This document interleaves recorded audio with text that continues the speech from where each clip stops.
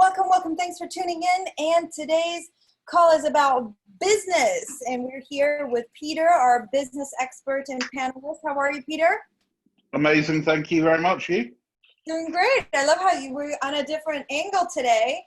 I thought I'd mix it up for everybody. Looks great. So tell us, Peter, what are we going to talk about today? We're going to talk about two things. So the first thing we're going to talk about is the business hack of the day, which is what got you here won't get you there. Okay. So what happens when people start a new business is that they have to hire generalists. Okay. So when you start something, like Hack Mankind or anything, you want people who will say, yeah, I'll do that. Yeah, I'll do that. Yeah, I'll learn that. I'll mess around with that. I'll pick up Instagram. I'll do this. I'll update that. So you want a group of people that are highly passionate, that have an ability to apply themselves to any specific area that comes up. Because you don't know where you're going yet. You don't know what you're trying to build. You don't know who you're going to become. So you want people that can just fill in all the blanks. But at about 5 people, and it comes with layers of management. When you up to 5 people, that's totally fine because the founder can keep his kind of eyes on everything that everyone's doing, and hopefully coordinate the whole mess into something that works. But when you get to the first, so 5 is the first plateau. 5 employees is about the first plateau normally. And then you go through that, and then you go up to your 15 level. And your 15 level is where you start looking at middle management layers. So the founder no longer has direct access, if he's smart, or he or she, sorry, is smart, and won't have direct access to each employee. Right? And that's a critical period because every founder screws it up because they micromanage, because they're used to having to micromanage. They're used to having to work with everyone independently. So they're in that MO, that modus operandi of, I need to be involved in everything. And this is the first example of what got you here won't get you there. So that micromanagement that was so key at the beginning of your business will now literally kill you if you carry on doing it. Because any manager you put in place will become incredibly disenfranchised if they're not empowered to actually do their job. And they'll walk out the door, and you've got a much worse scenario now. You've got multiple people. You don't really know what motivates them, what keeps them going, what they're actually doing on a day-to-day basis. And now you've got to manage them directly because the middle managers just walked out the door because you kept getting involved in their business instead of letting them do their business. The other thing you have to accept is when you get levels of management is that they're not going to do it as well as you, potentially. They might actually do it better than you, but that won't be how you perceive it because you'll be like, oh, you did that wrong, you did that wrong, you did that wrong. That wasn't the way I'd have done that. And you need to work out how to step away from that. Now, they did this study once, which fascinated me. And it was, I think it was like a KPMG or a McKinsey. It was a big, big company. And they did 2 interactions. So the first interaction was a manager would ask an employee, how would you fix this problem? And the employee went, I do this, this, this, this, and this. And they go, okay, go and do it.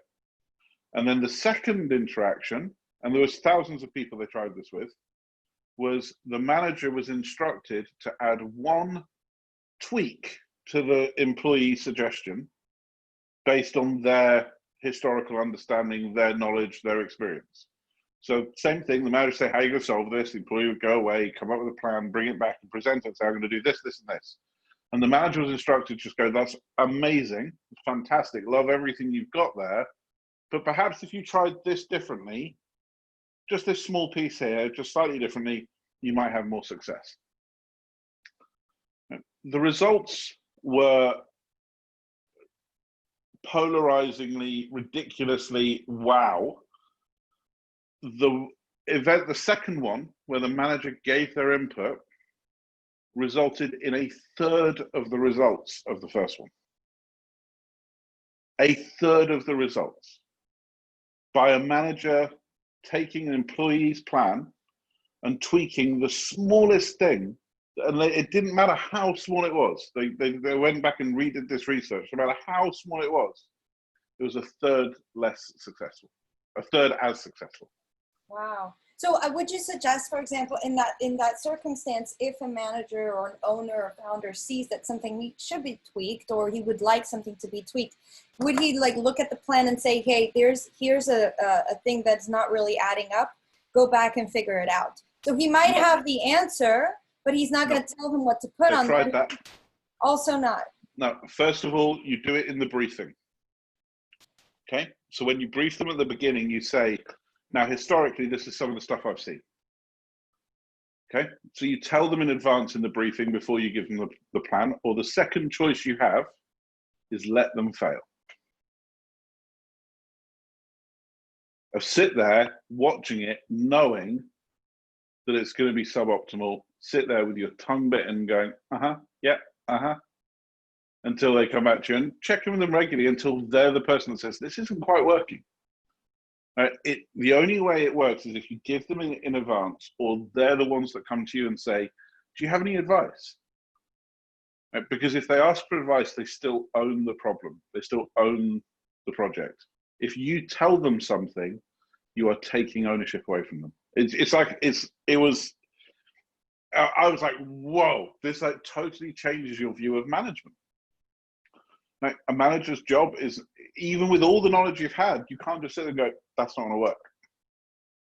Or tweak this or tweak that, it's not going to work. But so the point behind this thing is, as you go from, say, 0 to 5 employees, then you plateau, and then you go from X to 15 employees, and then you plateau again, and you go up to 50. I think it's 5, 15, 50, and then plus plus. I've never been out of the 50 plus stage. That's kind of where I've stopped my businesses and sold them. So that's what I know really well. And each of those times, what got you there will not get you there. Because suddenly you go from needing generalists to needing people, back to our first point, people that know something very specifically. If you're trying to go to 15, for example, you wouldn't accept someone that says, yeah, I'll do the Facebook page. You're like, no, I need to hire somebody that has done this, that has got a track record in this historically. Now, when you go from 15 to 50, someone with social media isn't enough either. You say, no, I need someone that's done Instagram. Right, so you end up building these teams. Now you build these teams below these people, not because you want to add more overhead. Nobody in their right mind just wants to employ people for the sake of it, but because you need specialist skills that have done specialist things. And the reason that my foundation of this came from, if you look at like venture capital, VC and not angel investments, first round investments into companies, the amount of times one of the founders gets removed at that stage, I think it's something crazy, like 90%. Like CTOs especially, where someone will come in with millions of dollars and go, thank you so much for what you've built, but that isn't going to get us to 10 million, 100 million people scale. And the mentality that you use to get there, I won't, again, I'm a tech guy, so it's, I won't bother with documentation, I won't bother with automated testing, I won't bother with process, I won't bother with procedure. I'm not going to think about how I deploy my code to live. I'm just going to write code and get it out there and get it done. Those things get you live, but they do not get you to the next step. And for anybody that's listened to some of our calls, Hack Mankind is the perfect example of this. The first iteration was near instant. It was like 5 days. People were going, when am I speaking? I'm like, I don't know. Right, we're just throwing stuff at it, throwing people with passion and people with skills at the thing. And then as those people land, what happens? First of all, some of those people fall away by the wayside. Some of the people go, this isn't what I thought it was going to be. Okay, fair enough. So you start distilling down to a core group. But then when you say, right, now it's time to launch our V2, right, that isn't an instant pivot. It takes weeks the second time round. Because now you're trying to bring in all of the things you've learned, all of the detail, all of the nuance. When can this happen? How can that happen? What am I trying to achieve? Specifically, exactly what am I trying to achieve? And your third version will take a year. And your fourth version will take 3 years. Because you gain these levels of insight that mean you have to be much more specific in your planning. So there is dozens of examples of this phenomena of what got you here will not get you there. I thought it was really relevant to talk about at the moment because with COVID, it's exactly what we've been saying. What got you here will not get you there. Right? This is a different world now. Like Hertz went bankrupt on Friday. So the casualty list are already looking at Hertz, J. Crew, JC Penney are all bankrupt. Right? Just think about that. And to me, that's some entrepreneurs that hear this will be really scared by that. And I don't think they should be. I think they should be elated by that. Because the bigger a business becomes, the harder it is to change course. Like if and you can think about this, if you're working on your own, a solopreneur, I really don't like that word, but it's going to become a word, so I guess I have to accept it. You can wake up tomorrow and decide you sell oranges. You can wake up the next day and decide that you sell DVD players. And you can wake up the next day and decide that you're a consultant. And really just the decision is the end of it, right? That's it, I am this now. Okay, great, if you say so. You might not be very successful, but you can literally just change on a tack. 5 people, well, you're going to have a meeting at the very least, probably inform some suppliers. There's going to be a couple of changes, but not really. It's still quite easy to change direction and respond to new stimulus that's coming into you. Hertz has 18,000 people. I mean, just changing direction as a company of that size is monumentally hard, like almost impossibly hard. So the degree of flexibility you have to pivot and change is normally directly related to the size of company that you operate. So it's just people need to stop and look right now. I guess the kind of crystallizing everything I've just said into one sentence that people can actually use. Don't assume anything you're doing that you've historically done is right. Right? Don't assume just because you did it and it worked, it's the right thing for you to do going forwards. Reevaluate everything in your stable. Reevaluate everything and go, okay, is this right for me now? In these current times, is this right for me?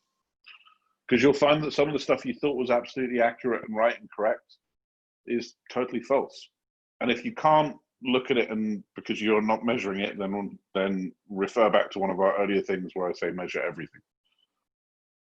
So what I think that this is so insightful, and one of the things that you were mentioning about, in terms of size, wouldn't you say that you can have companies that are on the larger aspect, but because they've got such great training in place and such great channels of communication, or they're used to change, like they're used to implementing change on a regular basis, on adapting, on pivoting, on shifting and growing rapidly, would you say that those companies are definitely, even on a larger scale, can you struggled for your noun, and the right noun is they've baked that process in. So for example, a friend of mine was offered a job as the VP of Ops for Uber Eats. And he was told, which I absolutely loved, he was told, this is the metric, these are your metrics. Like number of repeat orders per customer, acquisition from the Uber platform, amount of restaurants, and the dollar price per meal. Off you go. And he's like, what? He's like, that's it. Here's your budget. Here's our expectation. See you later. Here is the list of people you can call on. Here's the list of, this is our social media agency that you can use. This is our copywriting team that you can use. Here's our ad team that you can use. But we will provide you as Uber with a whole set of resources. Some of those are, stuff like logos, and some of them is like actual companies that you can engage to work for you. And this is the budget you have. Go away. So each independent unit within inside Uber works as an entrepreneurial business in itself. Now, it doesn't really recognize it's responsible to Uber as a collective.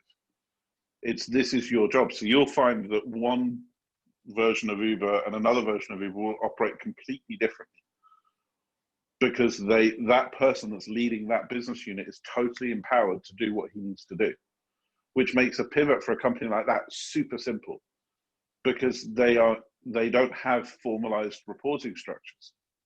But you'll see businesses, I can tell you some businesses that don't have those if you want.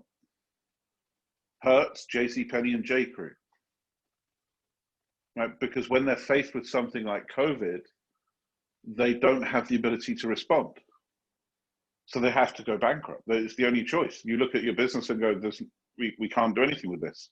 And I know this because of my experience after 9/11 in Dubai. Now, I only had 30 members of staff, but I had servers in my office.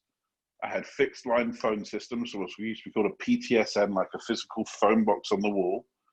Everybody used desktop machines, not laptop machines. I had a 5-year rental agreement on my office. When 9/11 happened, and I was in Dubai, and I do always preface this because I think it's important, I recognize for anybody affected by it that 9/11 was a much bigger tragedy for some people than me. I respect that fully. But my version of it was running a $3 million business the day before. There was a $50,000 business the day after. And I had no ability to change anything I was doing. I couldn't fire people because they were on long-term contracts. I couldn't make people redundant. I couldn't downsize my office. I couldn't tell people to work from home. There was literally, like, when I looked in my toolbox of, okay, what can I actually do? There was nothing to do, because there's nothing could be changed, because everything was set in these big long-term plans, which assumed that the market is going to stay as it is. So Hertz, because they leased that, I think they leased their cars from GM and Ford, for example. And they've got these huge multi-year contracts with GM and Ford. They couldn't even sell their cars.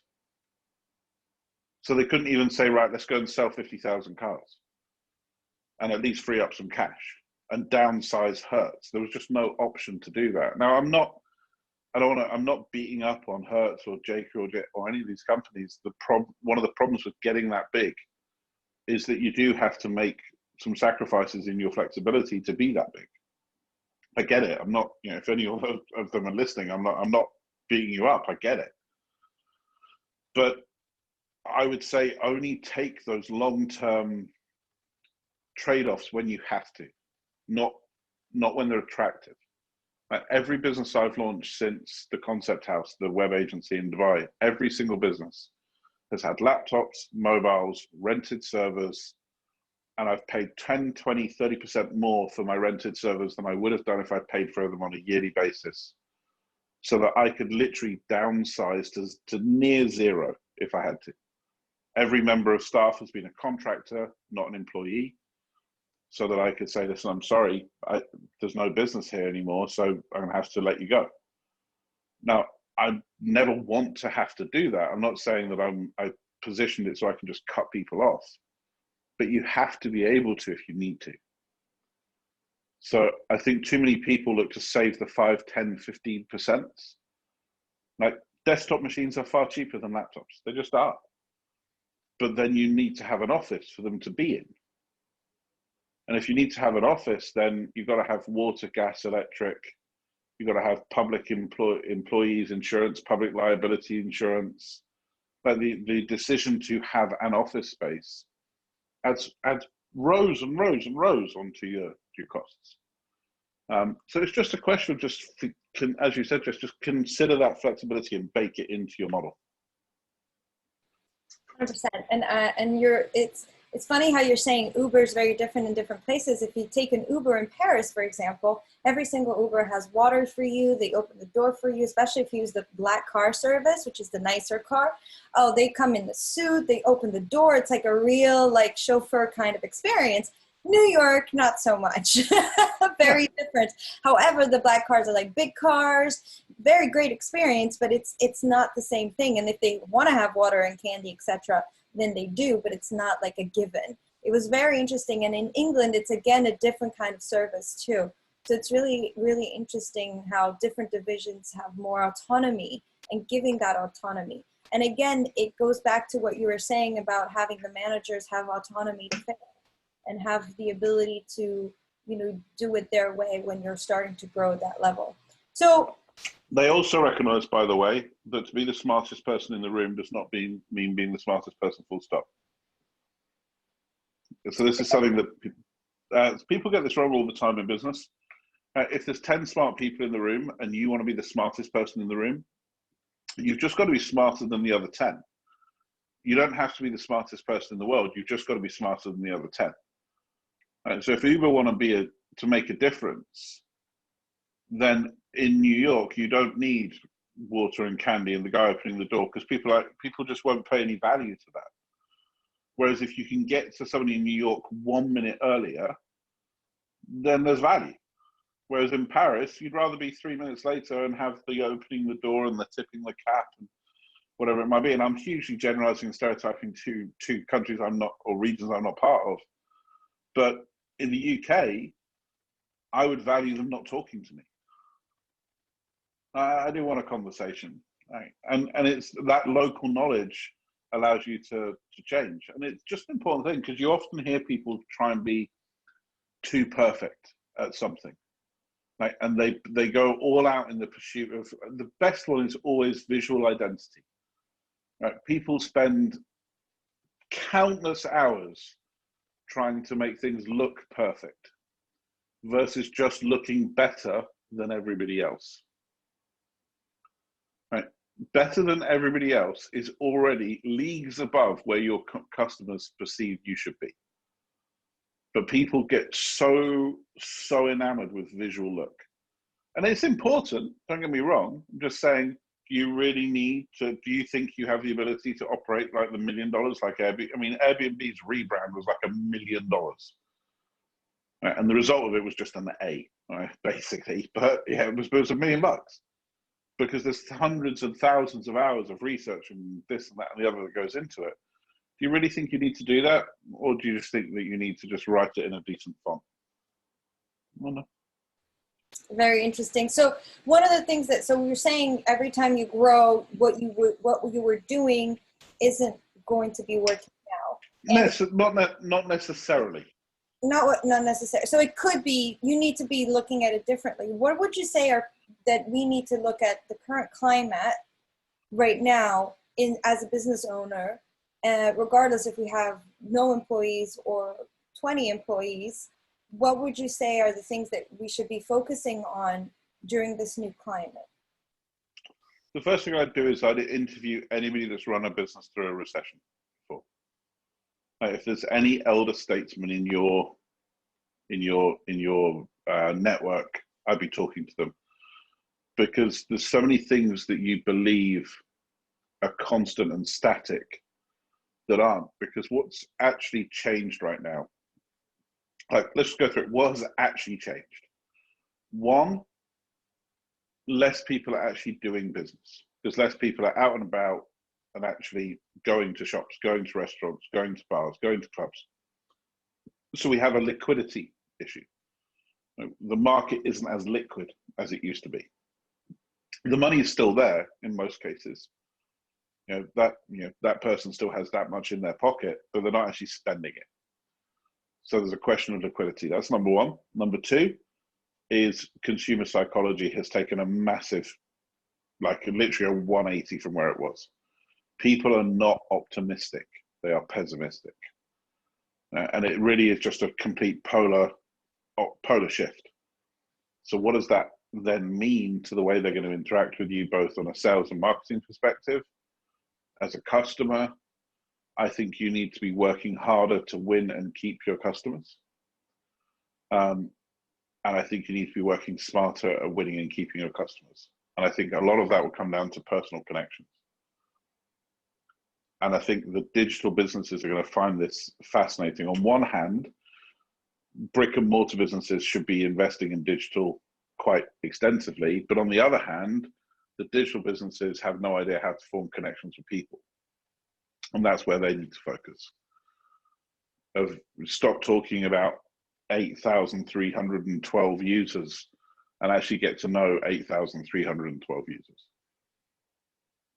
Amazing. And that brings me into a question. I watched this video yesterday, where somebody was, it was interesting concept is it okay to sell right now? Is it okay to be selling right now? I mean, I know the answer, but what do you say to people who feel a little, oh, I shouldn't be asking for money right now? Maybe it was more about a month ago and a little less now that things are slowly starting to reopen.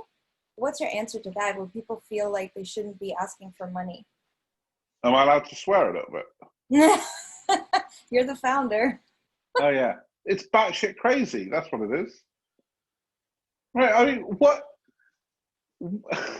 I've struggled to come up with, because I've been asked the same question. I've struggled to come up with anything but an emotional answer. Of, especially in America. America is the most capitalist country in the world. Right? Nobody stopped selling when Katrina hit. No one stopped selling when the tsunamis hit. No one stopped selling in the Second World War. America made more money in the Second World War by selling arms and weapons to the UK than it did in any other point in its history. We are essentially, in the UK and Europe, we're essentially capitalist structures. And capitalism is about making money. That's what we do. So how is it not okay to make money? I fail to understand. Well, some Do it people with may say that integrity. it's not the right thing, that it's wrong morally, Why is it wrong? that people should be giving. Like, no, it's true. I mean, I'm not saying it is because I don't agree with it. No, but give me one good reason why. So we should be giving right now instead Yes, of you should. like the whole masks thing. Like, why are you selling them? You should be giving them out, and people trying to do a business out of it. And I've seen some people that, for me, it was a little borderline, like making huge margins on, protective. I don't remember the initials for that, but I wear masks, etc., gloves, sanitizing things, and making margins, and like, oh, this is a good business and let's jump on it and make huge margins and make lots of money because people are needing it. And in a way I get it, it's business, and in another way it's like, it's a little morally, like, I don't know how to explain it. Okay, right. Well, so as I said, I'm the founder, so I'm allowed to do this. For the people out there that sold hand sanitizer at 8,000% profit margins, I hope you trip and break your face in the next 24 hours. I'm sending that karma out to you because I want to make such a visceral distinction, Jess, between the words selling and profiteering. Right? They are two different things. It's like consensual sex and prostitution. They are not the same thing. Just because they happen to involve the same act does not mean they're the same thing. So if you're making something of value to the world and you're employing people and you're helping people to do that, yes, you should sell it. Absolutely. And you should make a healthy profit margin whilst you do it. But if you're looking at this and going, right, it's game time, people don't have access to hand sanitizer, so how do I add another zero and another zero and another zero on the end of it? You're scum. It's really that simple, and those people shouldn't be selling. But there has been this, and the reason I said what specifically, there's been this broad brushstroke that people are willing to apply to anybody in that's capitalist. I don't understand it. Your house wouldn't exist without it. Your car wouldn't exist without it. Like, all of the things that you use on your daily basis do not exist without capitalism. It's a real simple thing. But profiteering from this crisis, absolutely, I agree. Now, Liz, my wife, makes masks, and I think she should sell them. I don't think she should sell them at £500 or £400 or £100 or $100, but I do think she should sell them. Apart from anything else, the fabric costs money, right? So the actual raw goods cost money. The time she's spending doing it, she could be doing something else. I think that deserves a financial recompense. No issue with that at all. When people jump to this, oh, you should be selling them these times, should you also be giving? Yes, you should. Should you also be checking that your next door neighbor's got food? Yes, you should. These things are not mutually exclusive. And if you throw away capitalism, you throw away liquidity. And if you throw away liquidity, then it's not just Hertz, J. Crew, and J.C. Penney that are going bankrupt. It's everybody. And if we do that, then for all those people say, oh, you shouldn't be selling right now,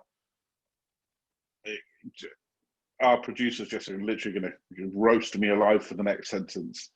But then the suicides and domestic violence that happens from those people being unemployed, for all those people saying you shouldn't be selling right now, that's on you, not me. You take that to bed with you tonight. If you think no one should be selling right now, then all of the fallout that happens is on your psyche, not on mine. Yes, thank you for that, Peter, because I feel like there's really good people that have really big hearts and don't understand the concept because they see the suffering, they see the people that are profiteering, and they don't want to be associated to that, or they don't want people to put that label, or even themselves put that label on themselves. And there's a huge distinction, and I really appreciate you bringing that, on the difference between, you know, selling and making a healthy profit and profiteering on, you know, on the backs of people who are suffering and having big problems.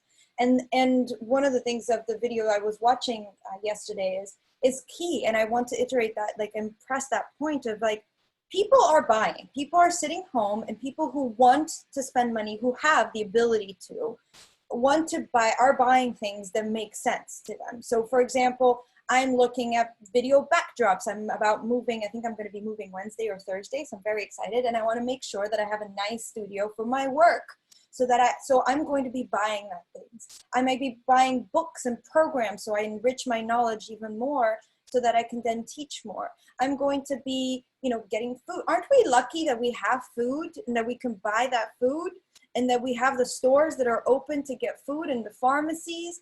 I mean, if we think about it, one of the things she was saying on the video is we need to keep the money flowing. We need to have that. We need to have the investment. We need to keep having the money flowing. And if you are one of those people that are feeling maybe guilty or feeling like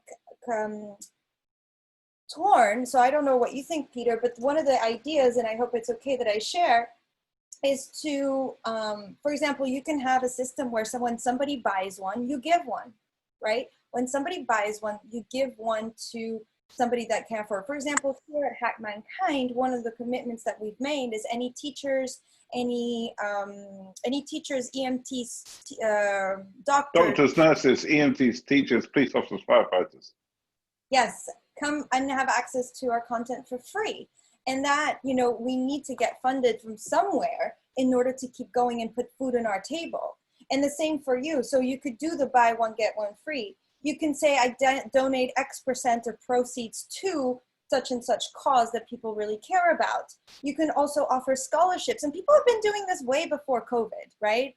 You know, you could, and the thing is, if it makes you feel better to do that, and it also gives a purpose of what you're, you know, the healthy profits you're making, then that's also a great idea. I think that we just really need to make that huge distinction of, you know, making a healthy profit versus profiteering.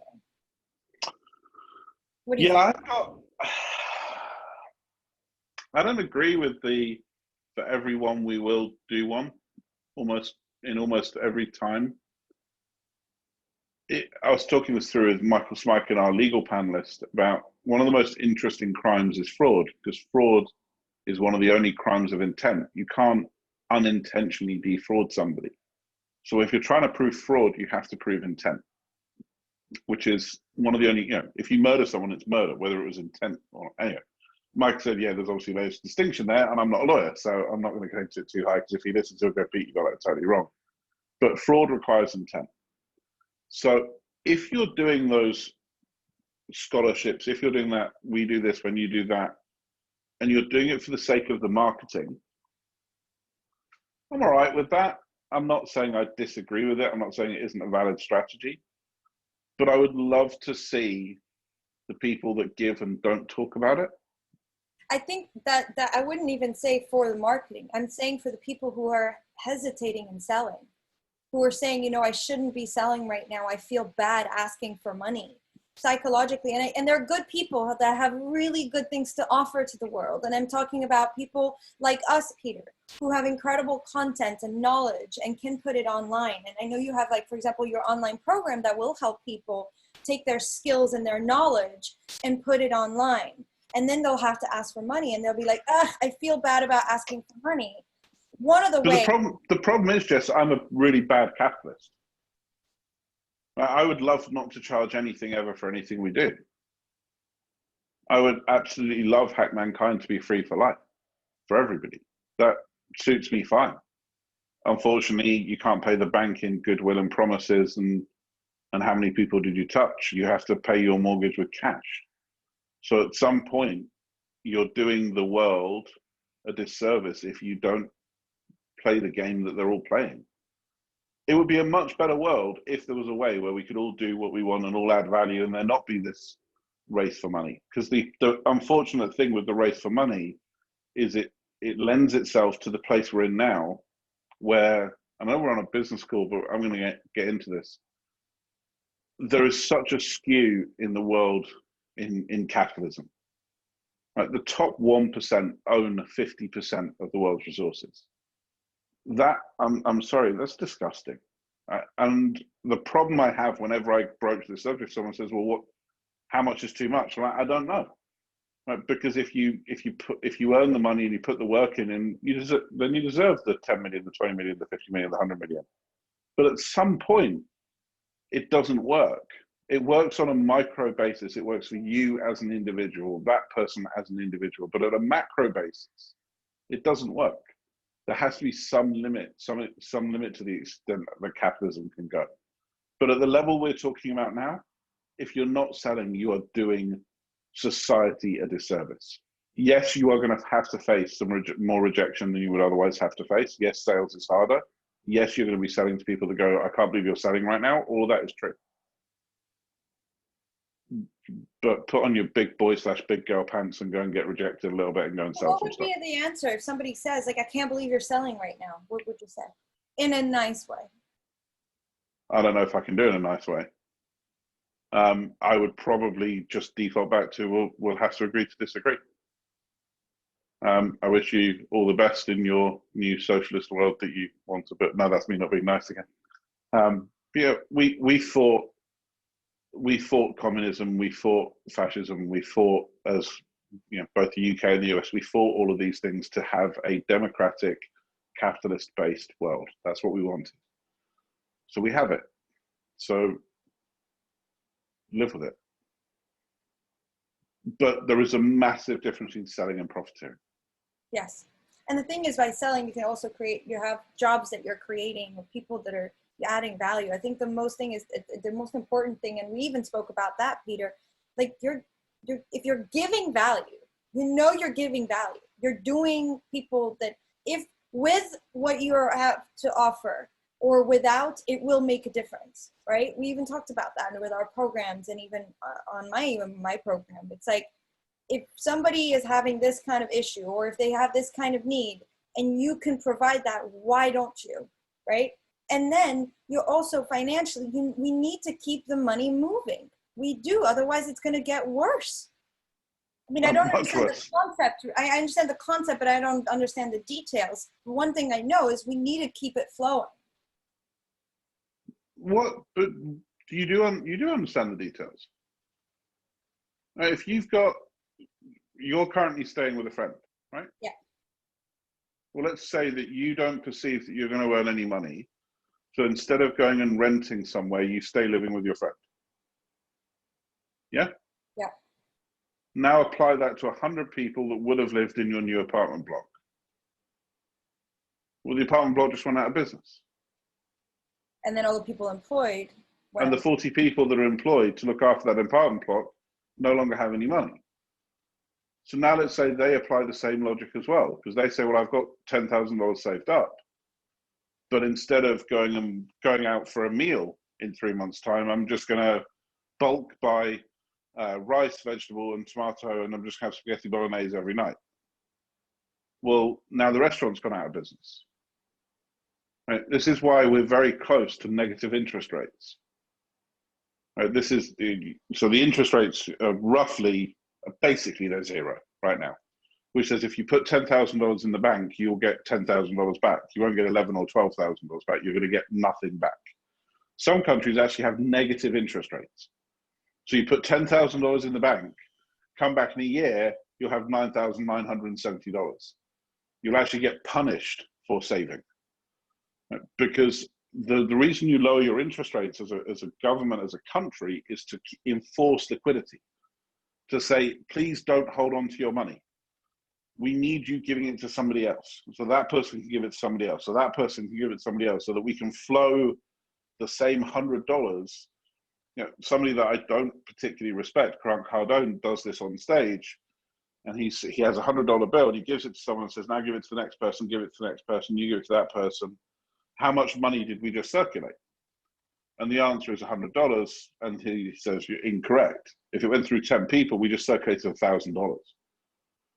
It might be the same $100 bill, but it's the transaction that you count. When you count GDP, gross domestic product, of a country, you're counting the transaction values. Right? The $100 in your wallet does nothing. It's worthless. The only time it's of worth is when you give it to somebody. It's the transaction that has value, not the asset itself. And even assets that you hold on to on the assumption they will have future value. If you hold on to a $200,000 house, it's because you're assuming the market, everybody is willing to agree that at the point of sale, it will be worth $200,000, which is one of the things that's happening right now, because people have houses that, because we were in this huge bubble, the growth has gone up, they say it's worth $500,000, and people borrowed next to it being worth $500,000. And now everyone's saying, no, it's not worth $500,000 anymore, it's worth $200,000. Well, actually, it's only worth the cost of the land and the cost of the bricks. That's actually all it's worth.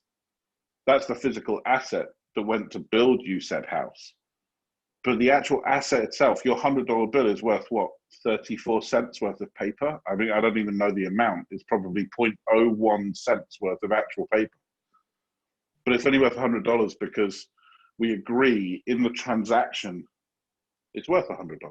So if you're not selling right now, you are denying liquidity, which is the number one thing that any market needs. That's why the governments are throwing in trillions of dollars into the economy right now, and potentially bankrupting entire countries for decades, because liquidity is so important. They're willing to literally go broke.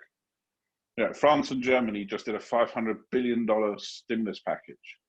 And when Merkel, who was one of the greatest financial leaders of our time, was asked, how are you going to pay for it? She just went, no idea.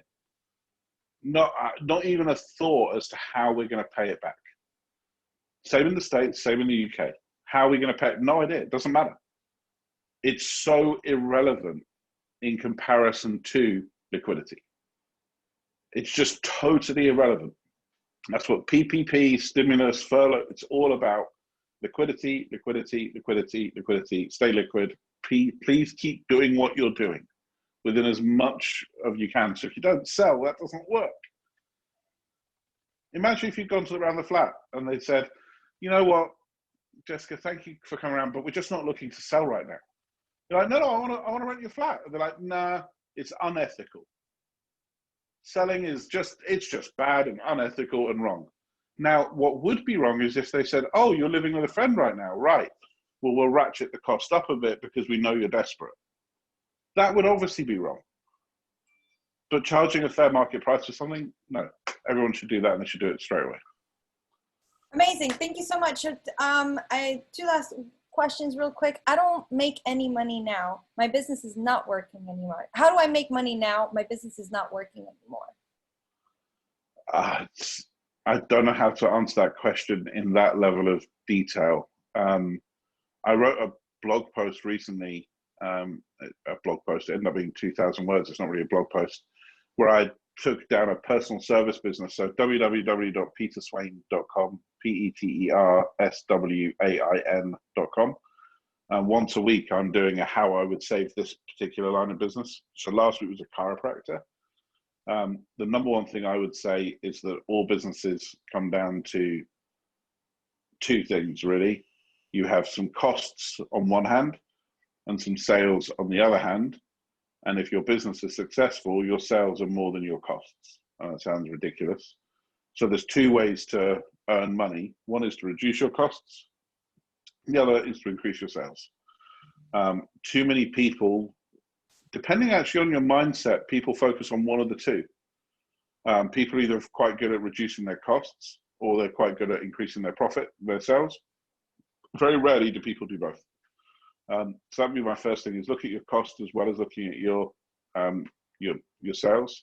On the cost side of things, it's got an S in it, Jess. On the cost side of things, you need to just negotiate hard with everybody. And on the profit sales side of things, you need to do kind of two dimensions. The first dimension is, how do you increase the sales of your existing business lines? The second thing is, how do you add a new business line? But that's a really general question, so I hope that helped. Yeah, and I highly recommend the post that you have, and you have a link on your website, and I put it right on Facebook. I misspelled the one on Zoom, so please check the second link I posted, peterswain.com. And every week where you're going to be looking into detail into a different business and how you would pivot that or shift that. And the one that you were doing about the chiropractor is very relevant also to other kind of businesses that are similar. So I highly recommend. Yeah. It's any personal service business that requires physical proximity. The one I'm doing at the moment is a lot harder for me. It's how event spaces. Amazing. And so the last question of the day is, I'm not happy where I am. I feel stagnated. How do I get out to the next level when everybody just wants stuff for free?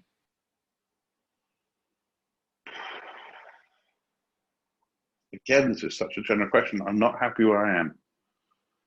So I'm assuming this person... People just want stuff for free. Like if you're in a market where a lot of people are offering free stuff when they weren't before, or weren't offering as much free stuff, and now you're just, all your competition is going like, oh yeah, free, free, free, free, and you're struggling, you're stagnating. What would you respond to that? But the first part of that question was different from the second part of, I'm not enjoying it. Right, because I'm stagnated, yeah. Yeah, I'm not happy where I am. I feel stagnated. How do I get to the next level when everyone wants stuff for free? A lot of what we're seeing, certainly online, comes from offering massive amounts of value. So there's a lot of people, that are doing a lot of time and effort in the free stuff. Like us. Like us. But I wouldn't ask anybody to see it as free. I don't like the distinction the question leads to of free stuff, paid stuff. Right? And I know it sounds a bit silly, but I would reframe that to do lots of stuff, and some of it you'll get to charge for and some of it you won't. But if you're in business to serve your customer, like truly serve your customer, then you should be trying to monetize that servitude, not the other way around. Not monetize first and then work out how to serve them second. I don't think I'm making much sense. No, you are. So it's about just offering value, and there are times or there are places that you will be, making money with, and then others that it's all the same thing, what you're saying. Yeah, I think that if you wake up every day and your first question is, how do I make money? I think you've got it wrong. I think if you wake up every day and say, how do I serve my customers, my clients, my staff, my contractors, my shareholders, my stakeholders, how do I serve these people to the best of my abilities? And then once you've got that nailed, then ask yourself the second question, which is, okay, now I'm serving everybody. How do I make some money from this? Because every single person throughout history has done that. We often draw a distinction between employees and entrepreneurs. But an employee does that. An employee does, okay, how do I give value to my employer? And as a result of that, I get paid. Right. So the first question an employee has is, how do I give value, essentially? And then the second question is, how do I get some money for that? Like if anybody wants a pay rise from their boss right now, right, walk in and ask him what do you have to do to get 20% more? Say, I know that what I'm doing, because this is something I used to get all the time. People just come and say, I want a pay rise. It's like, why? On what grounds? You're on mute. A lot of times they would go, well, I've been here for 2 years. Yeah, congratulations. And that gives you the right to stay for another day. Well done. Yeah. Whereas if you walk into any boss that has any sign off and say, I'm currently on 40K, and for 40K I do this, this, and this, and I love that, and I'm really happy with this, and I know the deal's there, and I'm not, there's no complaints whatsoever. So what would I have to do to get 50K? If you phrase it that way round, instead of I want a pay rise, and you then come up with these wonderful justifications. How long you've been there for is a common one. The other great one, love you, Jess, normally from women, not men, is but that person's getting that amount. Women tend to do comparative more than men do. Men just go, I'm worth it. Women tend to go, yeah, but that person's on this, and that person's on this, and that person's on that. So, and the boss is just sitting there going, I don't care about anything you're saying. I'm now trying to work out how to get out of this conversation at the minimum cost to me possible. If you go and say, I want a pay rise, the person you're talking to 9 times out of 10 is trying to get out of the conversation as cheaply as possible. Whether that's the same price or giving you the smallest amount possible for you to get back in your box for another little bit and counting what you're doing. Whereas if you walk in and ask an open question, say, you're currently giving me 40, but I want to be earning 50. I'm very happy with the 40. I'm very happy with what I do for the 40. What would I have to do to be on 50? You're going to get given a list. You know, so we have to do this, you have to bring in this much more business, or you have to do this, and you go, okay, cool. So when I get that done, I'm on 50, right? Now, instead of going and saying, I want a pay rise, which might result in 1 or 2 or 3%, you can walk in that room and say, I'm on 40, I want 80. Right? The only caveat to this is make sure that the person you're asking for is earning at least 20% more than the number you're asking for. Right? If you're on 40, your boss is on 60, going and asking for 80 is probably not going to work out very well for you. But if you walk into somebody that's on 100 and you say, I'm on 40 and I want to be on 60, what value would I have to give you for that to happen? They're just going to answer the question, and you're going to get a list of requirements for you to go and hit. Amazing. Thank you so much, Peter. I really appreciate it. We went a little over the time, but it's always so much value. We touched on so many different areas. If you just joined us, make sure to watch the recording. And if you would like to have access to all previous recordings, make sure that you go to www.hackmankind.com, because we are launching Hack Mankind 2.0 real soon. And you'll have access to all the archives and the content that we've been sharing for the past, what? It's already been like 2 months, a month, 2 months. Yeah, well, oh my goodness. Crazy. Yeah. It's been a while, and the schedule is also changing. So www.hackmankind.com, just put in your email and we'll send you, right now it's daily emails with the daily schedule. We will be shifting that to a weekly email, I believe, and then also sending you over to the new platform. The schedule has changed this week, so make sure that you do tune in. Tomorrow, today, we still have another call at 3 p.m. Eastern time with Sarah Foley, where we're going to be talking about vertical mindset and also the power of letting go and how we can support you in doing just that. Let go, let it go. I can't do that song. But anyways, I look forward to being there. I'll be there. I'll be with you at 3 p.m. Eastern time with Sarah Foley as well. Thank you so much, Peter. Any final thoughts before we head out? What got you there here won't get you there. Selling and profiteering is different. And just go out and offer value to your customers, your clients, and then work out how you monetize it. If you do that, A, you won't be upset. B, you won't be stagnant because you've got a whole brand new challenge. But C, you'll end up earning far more money if you do it that way. Mic drop. Amazing. Thank you so much, Peter. Take care, everybody. Thanks for tuning in. Bye. Thank you. Bye.